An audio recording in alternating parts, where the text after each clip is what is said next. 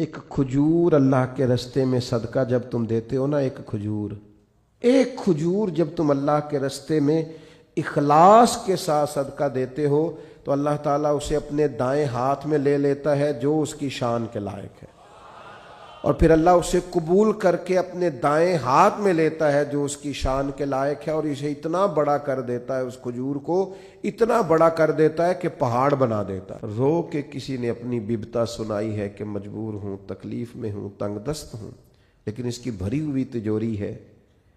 اس نے کہا میرے پاس روز بڑے ہی لوگ آتے ہیں، مجھے پتہ ہے کتنے ضرورت مند ہیں، تو دل سخت ہو گیا۔ یہ بیماری ہے۔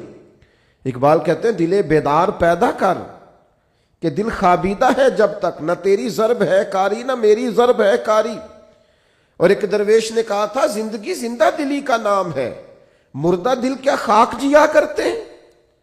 جن کے دل مردہ ہو گئے وہ کیسے جئیں؟ اندر ان کا بالکل مر گیا، باطن مردہ ہے، کسی چیز کا کوئی اثر نہیں، نہ کسی کلام کا، نہ کسی نعت کا، نہ کسی واز کا، نہ کسی تقریر کا، نہ کسی کے رونے کا، نہ کسی کے تڑپنے کا، کسی چیز کا کوئی اثر نہیں۔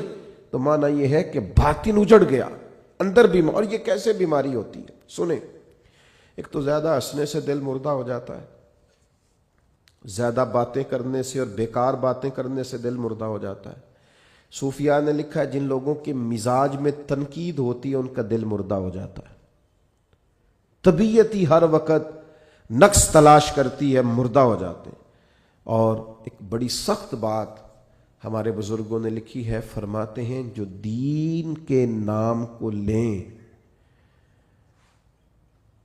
دین کے کام کا دعویٰ کریں پر اس سے دنیا اکٹھی کریں، ان کا دل مردہ ہو جاتا ہے، باطن اجڑ جاتا ہے پورے طور پر۔ یاد رکھیے گا اور سمجھ لیجئے گا کہ دل کی سختی ایک باقاعدہ مرض ہے، اور صحابہ کرام علیہم رضوان اس مرض کے علاج کے لیے حضور کی بارگاہ میں باقاعدہ حاضری دیتے تھے۔ ایک شخص نے عرض کی یا رسول اللہ دل بڑا سخت ہو گیا ہے، کریم کرم فرمائیں، مہربانی کریں۔ تو اللہ کے حبیب علیہ الصلوۃ والسلام نے فرمایا تو اس طرح کر، کوئی یتیم ملے نا جس کے سر سے باپ کا سایہ اٹھ گیا ہو، جس نے گویا اپنا بچپن بغیر والد کے گزارنا شروع کیا ہو، اس یتیم کے سر پہ تو ہاتھ پھیرا کر، اللہ تعالیٰ تیرے دل کو نرمی عطا کرے گا۔ یہ پہلا نسخہ حضور نے ایک شخص کو دیا۔ آج بھی اس نسخے پہ عمل کریں، کبھی یتیموں سے ملیں۔ ہمارے ادارے میں نا کچھ بچے ایسے ہیں جن کے والد نہیں ہیں، ان میں سے سارے لوگ غریب نہیں ہیں، چند بہت غریب بھی ہیں، اور کچھ بچے ایسے ہیں جو گھر میں گنجائش رکھتے ہیں، لیکن آپ یقین کریں کہ وہ جن کے والد سر سے چلے گئے ہیں، اگرچہ دولت بھی ڈھیر ساری گھر میں ہے، گنجائش ہے، لیکن باپ کا چلے جانا ایک باقاعدہ مسئلہ ہے، ایک باقاعدہ کمی ہے زندگی کی۔ میرے بچے جوان ہو گئے ہیں، میرے بچوں کے قد مجھ سے کچھ بڑھنے لگے ہیں، لیکن 25-26 سال کا زمانہ بیت گیا ہے ابا جی کو دنیا سے گئے ہوئے۔ ابھی بھی کسی کو اپنے بیٹے کو گلے لگاتے ہوئے دیکھتا ہوں تو رو پڑتا ہوں۔ وہ درد ہے کہ وہ جاتا ہی نہیں، وہ کسک ہے کہ وہ ختم ہی نہیں ہوتی، وہ کمی ہے کہ وہ پورا ہونے کا نام ہی نہیں لیتی۔ اور کبھی کبھی یاد کرتا ہوں والدین کو تو اقبال کا لہجہ مستعار لے کے کہتا ہوں کہ میں تیری خدمت کے قابل جب ہوا تو چل بسی۔ وہ کہتے ہیں نا ابھی تو ٹائم آیا تھا کچھ دیکھنے کا، اور یہ کہ کچھ دیکھا نہیں۔ تو یتیم کے سر پر ہاتھ پھیرنے سے دل نرم ہوتا ہے، ان پر شفقت بڑھا دی جائے، کسی کو موقع میسر آئے تو ان سے پیار بڑھا دیا جائے، اس سے دل نرم ہوتا ہے۔ دوسرا، ایک شخص نے عرض کی یا رسول اللہ صلی اللہ تعالی علیہ وسلم دل سخت ہو گیا ہے، تو اللہ کے حبیب علیہ السلام نے اسے علاج بتایا، فرمایا موت کو کثرت سے یاد کیا کر، دل نرم ہو جائے گا۔ 1 منٹ کے لیے سوچا کر، کہ مسجد میں اعلان ہوگا کہ تیرا انتقال ہو گیا، 1 منٹ کے لیے سوچیں کہ وقت آ گیا جانے کا، آ گئے، لوگ جمع ہو گئے، تیاری ہو گئی، اور پھر یہ کہ کونوں میں اور نکروں میں کھڑے ہو کے مشورے ہونے لگے کہ جنازے کا ٹائم کیا رکھنا ہے، اور پھر یہ کہ تصور میں اس بات کو لانا کہ سبھی موجود تھے اور سب کے سامنے قبر بنائی گئی اور قبر میں رکھا گیا اور قبر کو بند کیا گیا. یہ وہ تصور ہے جو دل کو نرم کرتا ہے. یعنی وہ اورنگزیب عالمگیر نے دنیا سے جاتے ہوئے کہا تھا کہ میرے دونوں ہاتھ کفن سے باہر نکالنا، لوگوں کو پتا چلے اتنا بڑا فرما روا دنیا سے جا رہا ہے اور خالی ہاتھ جا رہا ہے، کچھ لے کر کے ساتھ نہیں جانا، کچھ بھی. یہ تصور جب انسان پکا کرتا ہے نا کہ میں نے جانا ہے، دل نرم ہو جاتا ہے. لیکن یہاں جانے کا ارادہ کس کا ہے؟ کوئی پروگرام نہیں. جن کی عمریں بہت بڑی بھی ہو گئی ہیں وہ بھی بیماریوں کو سندیسے تو نہیں سمجھتے، وہ بھی کہتے ہیں بس وہ فلاں بد پرہیزی سے مسئلہ ہو گیا. یہ تو سندیسے ہیں، یہ تو پیغامات ہیں، یہ تو لوٹ جانے کے بہانے. جاگنا ہے جاگ لے افلاک کے سائے تلے، پھر حشر تک سوتا رہے گا خاک کے سائے تلے. مرنا ہے، چھوڑنی ہے دنیا، جانا ہے، کسی وقت بھی پیغام اجل آئے گا.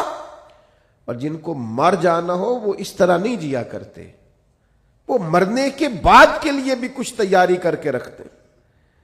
کتنی لمبی زندگی، مثلا کتنی، آج تو جو 100 سال کا ہو جائے وہ لوگوں کو عجیب لگتا ہے، کہتے ہیں جی ماشاءاللہ 100 سال عمر. اچھا جی واقعی، یہ تو بھائی بریکنگ نیوز بن جاتی ہے. کتنا کچھ جینا ہے. موت کا تذکرہ دل نرم کرتا ہے. تیسری بات، نبی کریم صلی اللہ تعالی علیہ وسلم سے عرض کیا گیا حضور دل سخت ہو گیا ہے، تو اللہ کے محبوب علیہ السلام نے فرمایا قرآن مجید کی تلاوت کیا کریں، اللہ دل کو نرمی عطا کر دے گا. یہ قرآن مجید نا یہ شفا ہے. وَنُنَزِّلُ مِنَ الْقُرْآنِ مَا هُوَ شِفَاءٌ وَرَحْمَةٌ لِّلْمُؤْمِنِينَ. یہ قرآن مجید شفا ہے مومنوں کے لیے. اور ایک مقام پہ فرمایا شِفَاءٌ لِّمَا فِي الصُّدُورِ، یہ دلوں کے لیے شفا ہے. آپ جب قرآن مجید پڑھیں گے، تلاوت کریں گے تو دل پاک ہوگا، صاف ہوگا. آج میں بڑے شوق سے کلام سنتا ہوں بزرگوں کا، آپ بھی سنتے ہیں. میاں صاحب کے کلام کا کیوں اثر ہوتا ہے دل پر؟ کیوں لوگ رونے لگتے ہیں؟ مختلف بزرگوں کی نعتیں سن کر کیوں دل پہ اثر ہوتا ہے، لوگ رونے لگتے ہیں؟ اس لیے کہ ان کے مفاہیم کا ہمیں پتہ ہے. قرآن مجید کی تلاوت سن کر کے دل پر اثر کیوں نہیں ہوتا؟ اس لیے کہ ہم نے ترجمے سے سیکھا ہی نہیں. اگر کبھی ہمیں اس کے مفہوم کا پتہ چلے تو ہمیں ڈھیر سارا رونا ہے، ہمارا دل صاف ہو جائے، بہت ساری جگہوں پہ چوٹ لگے. تو نبی پاک علیہ السلام نے ایک حال دل کی سختی کا قرآن مجید کی تلاوت کو بتایا. ایک مقام پہ نبی پاک علیہ السلام نے خود ارشاد فرمایا ہر چیز کو زنگ لگ جاتا ہے، جیسے لوہے کو زنگ لگ جاتا ہے، فرمایا اسی طرح دلوں کو بھی زنگ لگ جاتا ہے. دل بھی زنگ آلود ہو جاتے ہیں، دلوں کو زنگ لگ جاتا ہے. اور زنگ، یہ غور کریں، یہ دل کا زنگ نا تھوڑا غور کریں تو پتہ ویسے چل جاتا ہے لگا ہوا ہے آج کل کے نہیں. کوئی چیز باہر پڑی رہے نا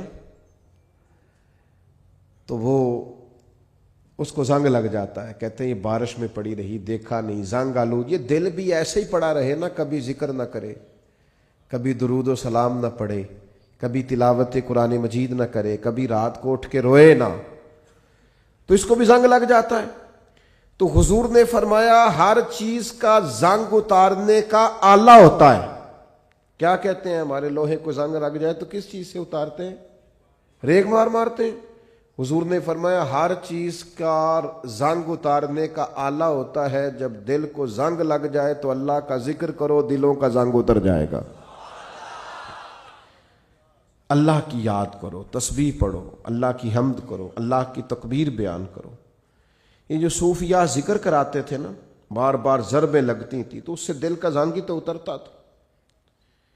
اور ایک بات تمام صوفیاء نے لکھی ہے، وہ کہتے ہیں صحبت صالح سے بھی زنگ اترتا ہے. اچھے لوگوں کے پاس بیٹھیں تو دلوں کا زنگ اترتا ہے، اور برے لوگوں کے پاس بیٹھیں تو دلوں پہ زنگ چڑھتا ہے.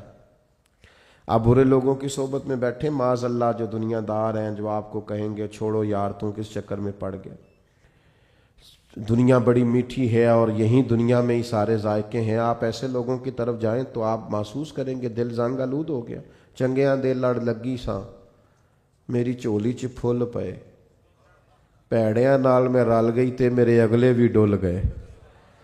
تو یہ بری صحبت جو ہوتی ہے یہ نقصان دیتی ہے، تو یہ کچھ علاج ہے، یہ کریں، اس سے دل کا زنگ دور ہوگا۔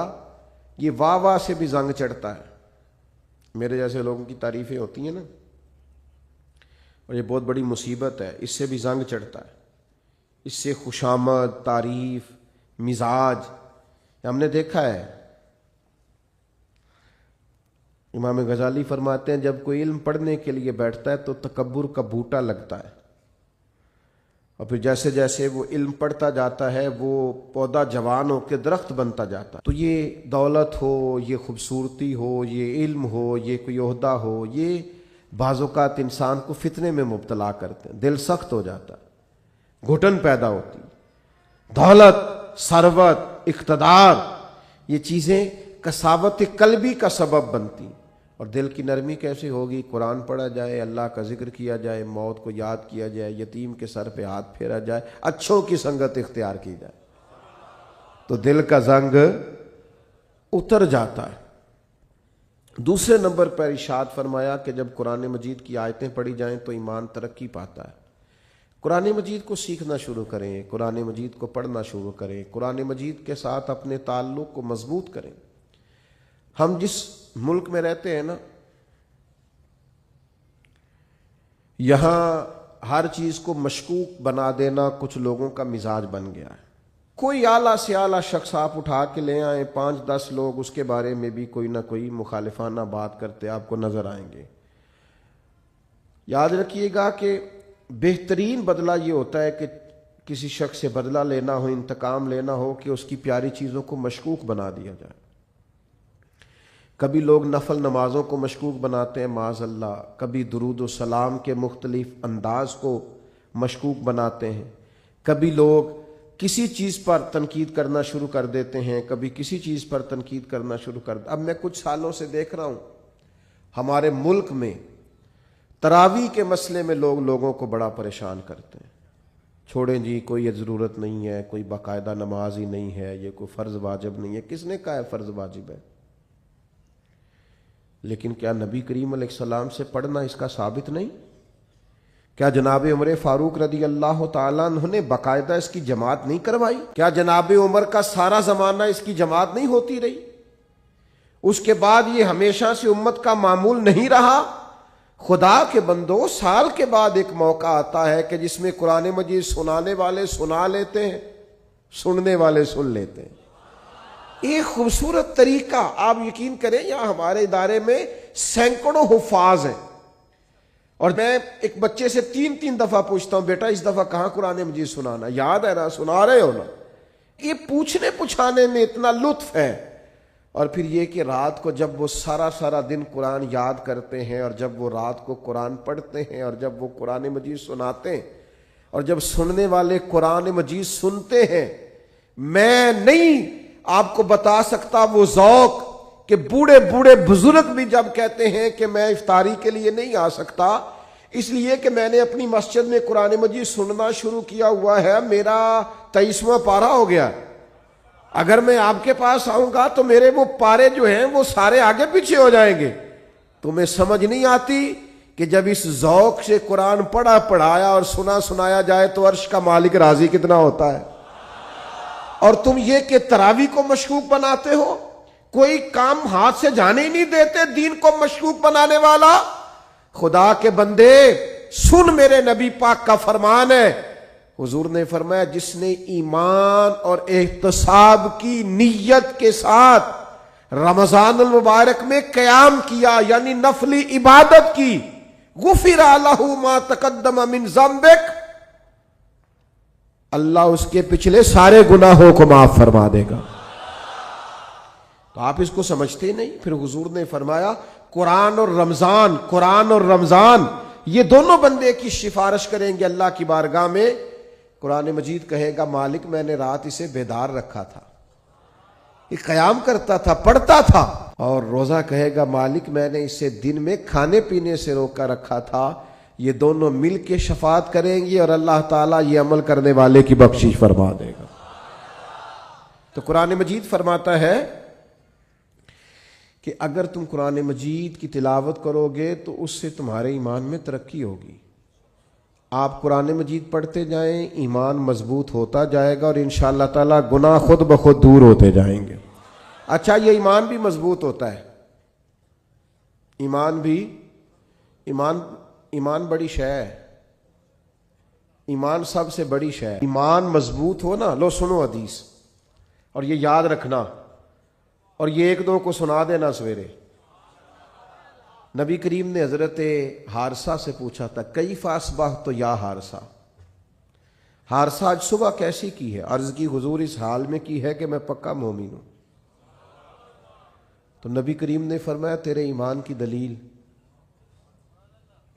عرض کی حضور میرے ایمان کی دلیل یہ ہے کہ میں زمین پہ کھڑے ہو کے آسمان کی طرف دیکھوں تو اللہ کے عرش کو بھی دیکھ لیتا ہوں.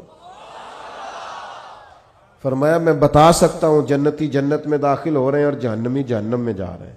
کہو تو راز حیات کہہ دوں. کوئی نہیں سمجھ آئی تو اللہ کرے نہ آئے تو سمجھ. وہ کہنے لگے کہو تو راز حیات کہہ دوں، حقیقت کائنات کہہ دوں، وہ بات کہہ دوں جو پتھروں کے دلوں کو بھی پاش پاش کر دے.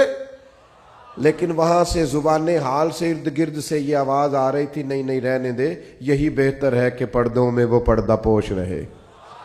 وہ اگر پردے اٹھا دے تو کسے ہوش رہے. فرمایا میں مومن ہوں تو ایمان کی علامت یہ ہے کہ زمین پہ کھڑے ہو کے دیکھوں تو اللہ کا عرش بھی دکھائی دیتا ہے. یہ حضور کے سامنے بیان کیا صحابی نے. آپ کیا سمجھتے ہیں ایمان معمولی چیز کا نام ہے؟ تو میرے عزیز، ایمان کی مضبوطی حاصل ہوتی ہے قرآن مجید پڑھنے سے. پھر ارشاد فرمایا وَعَلَىٰ رَبِّهِمْ يَتَوَكَّلُونَ، وہ اپنے رب پر بھروسہ کرتے ہیں. دنیا داروں پر بھروسہ کرنا چھوڑ دیں، مالداروں پر بھروسہ کرنا چھوڑ دیں، امیر رشتہ داروں پر بھروسہ کرنا چھوڑ دیں. وہ جن دوستوں نے آپ سے کہا نا کوئی کام ہو جاتے دسیا جی، کوئی حکم ہو جاتے، ان پہ بھروسہ کرنا چھوڑ دیں. آپ تسی پھر دسیا جی تو پھر وہ تمہیں دسن گے. کوئی کام ہو جاتے، کوئی حکم ہو جاتے، پھر تسا حکم دسنا ہے تو انہیں کہنا تو کل دسنا سی، سویرے ہی منڈا ٹوریا میں. تو میرے عزیز بھروسہ اللہ پہ، بھروسہ اللہ پہ خوب اپنا اعتماد پکا کر لیں. ایک روایت میں نے جمعے میں سنائی تھی، میرا دل کرتا ہے آج پھر سناؤں گا آپ کو. فرمایا دو لوگوں کو نا قیامت والے دن حکم ہوگا کہ دونوں، ان کے اعمال معاذ اللہ ایسے تھے کہ ان کے لیے حکم ہے دونوں دوزخ میں چلے جاؤ. ایک نے دوڑ لگا دی، بھاگتا ہوا جا رہا ہے جہنم کی طرف. دوسرا 2 قدم اٹھاتا ہے پھر پلٹ کے پیچھے دیکھتا ہے، پھر 2 قدم اٹھاتا ہے پھر پلٹ کے پیچھے دیکھتا ہے. دونوں کو واپس بلا لیا، دوزخ کا دروازہ آ گیا، بلا لیا. دلوں کے حال جاننے والا رب پوچھتا ہے بھئی تو بڑا بھاگ کے دوزخ کی طرف گیا ہے؟ پتہ اللہ کو ہے سارا ہی. پوچھتا ہے تو بڑا بھاگ کے گیا ہے؟ تو وہ بڑا رند مزاج اور بڑا انوکھا آدمی تھا. کہنے لگا مالک تیری زندگی میں مانی نہیں، تو آج تو نے حکم دیا دوزخ میں جاؤ تو میں نے کہا چلو ایک ہی مان لو، رب کی طرح دوڑ کے جاتا ہوں. چلو مانو، حکم تو رب کا ہے نا، چلو جو بھی ہے اللہ نے حکم دیا ہے نا، تو جس بات کا بھی دوڑ گیا. تو کریم نے دوسرے سے کہا تو بڑے دھیمے دھیمے قدم اٹھاتا ہے، پلٹ پلٹ کے دیکھتا ہے، پلٹ پلٹ کے دیکھتا ہے. تو وہ رو پڑا، کہنے لگا مالک میرا تیری رحمت پہ بھروسہ بڑا مضبوط تھا، مجھے پتا تھا بے شک فیصلہ ہو گیا ہے پر تو نے معاف کاری دینا، تو نے کرم کاری دینا ہے. کریم جب غالب آتا ہے تو کرم کاری دیتا ہے. تو نے معاف کر دینا. مجھے امید تھی، حکم بھی ہو گیا، فیصلہ بھی ہو گیا، میں دوزخ کی طرف جانے بھی لگا، پر بار بار اندر سے آواز آتی تھی پریشان نہ ہو، آواز آئے گی، پریشان نہ ہو وہ بلائے گا، پریشان نہ ہو رحمت ہو جائے گی. مالک دوزخ کا دروازہ آ گیا پر میرا تیری ذات پر بھروسہ نہیں ٹوٹا، اور جب تیری آواز آئی نہ کہ واپس آؤ تو میرے گویا اندر ہی اندر نعرے لگنے لگے کہ آ گئی ہے نا آواز، ہو گیا نا کرم. تو اللہ نے فرشتوں سے فرمایا دونوں کو ہی جنت میں داخل کر دو۔ بھروسہ اللہ پہ رکھیں اور امید اللہ سے رکھیں، اپنے رب پر ہمیشہ مضبوط ایمان رکھیں۔ اور چوتھی بات ارشاد فرمائی الذین یقیمون الصلاۃ، صحیح نماز پڑھا کرو، دل لگا کے نماز پڑھا کرو، پیشانی ذرا جما کے نماز پڑھا کرو، ذرا غور کیا کرو کہ یہ سبحان ربی الاعلیٰ کا معنی کیا ہے، یہ سبحان ربی العظیم کا ترجمہ کیا ہے، یہ جو تم سمیع اللہ لمن حمیدہ کہتے ہو تو اس کے اندر سے کیا مفہوم واضح ہوتا ہے۔ ذرا دل جمی سے، ذرا ذوق سے، ذرا اس طرح پڑھا کرو کہ مجھے سوز دے، مجھے ساز دے، مجھے نیم شب کا نیاز دے، مالک دم سجدہ میں خود کو ہی توڑ دوں، مجھے ایسا ذوق نماز دے۔ کبھی شوق سے، کبھی درد سے، کبھی دل کرے کہ یار میں اٹھوں ذرا وضو کروں، 2 نفل نہ پڑھوں، میں ذرا جم کے سجدہ، پیشانی کو اگر سجدے کی لذت مل جائے کمال ہو جاتا ہے، یہ کرم ہو جاتا ہے۔ اور کسی نے کہا تھا میرا مالک میرے جرم عیاں کرتا نہیں اور سجدے میرے چہرے پہ سجا دیتا ہے۔ یہ دیکھو نا، کئی لوگوں کے وہ جسم کچھ لوگوں کا ایسا نرم ہوتا ہے کہ سجدوں کا نشان پڑ جاتا ہے، لوگ اس کو محراب بھی بولتے ہیں، لیکن یہ بنیادی طور پر اپنی اپنی جسمانی ساخت ہوتی ہے۔ زیادہ کچھ لوگ بڑے نمازی ہوتے ہیں پر چہروں پر نشان نہیں ہوتا، یہ جسمانی ساخت کا مسئلہ ہوتا ہے۔ عام دام برسر مطلب خوب نماز پڑھے دل جما کے، اور پھر فرمایا وَمِمَّا رَزَقْنَاهُمْ يُنْفِقُونَ، جو ہم نے انہیں دیا اس میں سے ہماری راہ میں خرچ کرتے ہیں۔ پتہ ہے کس حد تک خرچ کرنے کا حضور نے فرمایا؟ نبی پاک علیہ السلام نے فرمایا اور اس ایک کھجور کی برکے سے ہی اللہ تعالیٰ بخشش فرما دیتا۔ خرچ کریں اللہ کے راستے میں، خوب خرچ کریں، اور یہ کر کے دیکھیں کہاں سے خرچ کرنا شروع کرنا ہے۔ نبی پاک علیہ السلام نے فرمایا گوشت پکاؤ تو شوربہ زیادہ کر لو، پڑوسیوں کو بھی شامل کر لیا کرو۔ فرمایا 2 کا کھانا 3 کے برابر اور 3 کا 4 کھا لیں، بس یہ کہ سب کو شامل رکھو، سب کو شامل۔ کچھ لوگ ایسے ہوتے ہیں جو اپنے دسترخوان کو وسیع نہیں کرتے۔ آپ خرچ کرنے کا مزاج بنائیں، اللہ توفیق بھی عطا کر دے گا۔ دینے کا جب انسان ارادہ کرتا ہے تو پھر وسعت بھی آ جاتی ہے۔ تو میرے بھائی یہ چیزیں پیدا کرنی ہے اپنی طبیعت میں۔ 2-4 گزارشات میں نے تیزی سے آپ کی خدمت میں عرض کر کے اپنی بات کو سمیٹنا ہے۔ سب سے پہلے میری گزارش آپ کہ اپنی کوتاہیوں پر خاص نظر کریں، زندگی میں اپنی غلطیوں کو ضرور ڈھونڈیں۔ ہمارے صوفیاء نا اپنی اصطلاحات میں ایک اصطلاح بیان کرتے ہیں دید قصور، یعنی اپنی غلطیوں کا نظر آنا۔ کچھ لوگ ایسے ہوتے ہیں جنہیں جگ کی غلطیاں نظر آتی ہیں، سب کی غلطیاں نظر آتی ہیں، اپنی نہیں نظر آتی۔ اپنی غلطیوں کو تلاش کریں، اپنے گناہوں کو تلاش کریں، اور پھر ان کی اصلاح کے لیے ایک پورا منظم منصوبہ بنائیں اور اس منصوبے کے تحت اپنی تربیت کریں۔ کب تک ایسے ہی گھومنا ہے اور کب تک یہ کہنا ہے کہ انشاءاللہ تعالیٰ بس دعا کرے میں ٹھیک ہو جاؤں؟ اپنی کمزوریوں کو تلاش کر کے، ڈھونڈ کے ان کی اصلاح پر پورا زور لگا دیں۔ نبی پاک علیہ السلام نے فرمایا جب بندہ اعتراف کر کے توبہ کرتا ہے نا، یا اللہ میرے اندر یہ غلطی ہے، میں بھول گیا تھا، جب اعتراف کر کے توبہ کرتا ہے تو اللہ اسے معاف فرما دیتا ہے۔ تو اپنی کوتاہیوں کو ضرور تلاش کریں۔ ایک دوسری گزارش آپ کی خدمت میں عرض کرنی ہے، ان لوگوں کی سنگت اور صحبت چھوڑ دیں جن کی وجہ سے ہمارے مزاج میں، ہماری سوچوں میں، ہمارے لب و لہجے میں بگاڑ پیدا ہوتا ہے۔ ان لوگوں کے قریب آ کے بیٹھیں جن کے پاس بیٹھنے سے ہمارا ایمان پختہ ہوتا ہے، ہمارے اندر روحانیت پیدا ہوتی ہے، ہمارا نیکی کی طرف دل مائل ہوتا ہے۔ بری صحبت مکمل چھوڑ دیں۔ آپ کے ذہنوں میں جو لوگ شکوک پیدا کرتے ہیں ان سے پورے طور پر بچ جائیں۔ اب میں کوئی ایسی بات آپ کے سامنے عرض کرنے لگا ہوں جو بڑی انوکھی ہے۔ میں نے نا اپنی زندگی میں کچھ لوگوں کو نظریات بدلتے دیکھا ہے۔ وہ اس نظریے کے ماننے والے تھے، عقیدہ حق کے ماننے والے تھے، پھر انہوں نے اور نظریہ اختیار کیا۔ کچھ لوگ جو مجھے سمجھتے ہیں کہ شاید میں درست بات ہی کروں گا وہ تو بات کو تسلیم کریں گے، اور جن کو کچھ تھوڑا خیال ہے وہ بھی میری بات کو آج کی رات ایک دیندار آدمی کی بات سمجھ کر قبول کریں جو اللہ سے ڈر کے بات کر رہا ہے، جس نے ایک نظریہ تبدیل کیا، اس نے پھر ایک نہیں تبدیل کیا، اس کے بعد پھر اس نے ایک اور تبدیل کیا، اس نے پھر اور تبدیل کیا ہے، اس نے پھر اور تبدیل کیا۔ ہم نے لوگوں کو پھر گلی گلی کا بھکاری ہوتے دیکھا، دروازے دروازے جاتے دیکھا۔ جنہوں نے سواد اعظم کو چھوڑا، عقائد حقہ کو چھوڑا، مت سمجھیں کہ کسی اور نظریے پہ گئے تو وہاں ڈٹ گئے، وہ پھر ساری زندگی شکوک و شبہات کا شکار رہے، اس لیے کہ حق سے ایسے نکلے پھر کسی جگہ وہ ٹھہر نہیں سکے، وہ اپنی زبان سے اعتراف کرے یا نہ کرے، الجھ گئے، بکھر گئے، ٹوٹ گئے، ہر وقت وسوسوں کے ہتھے چڑھ گئے، کبھی ایک وسوسہ ادھر لے گیا تو کبھی ادھر لے گئے، کسی جگہ استقامت نصیب نہ ہوئی۔ در مرشد دا چھڈی نہیں، نہیں تے ہو جاویں گا روگی۔ در مرشد دا چھڈی نہیں، نہیں تے ہو جاویں گا روگی۔ جیڑی بکری اجڑوں وچھڑی او بگیاڑا جوگی۔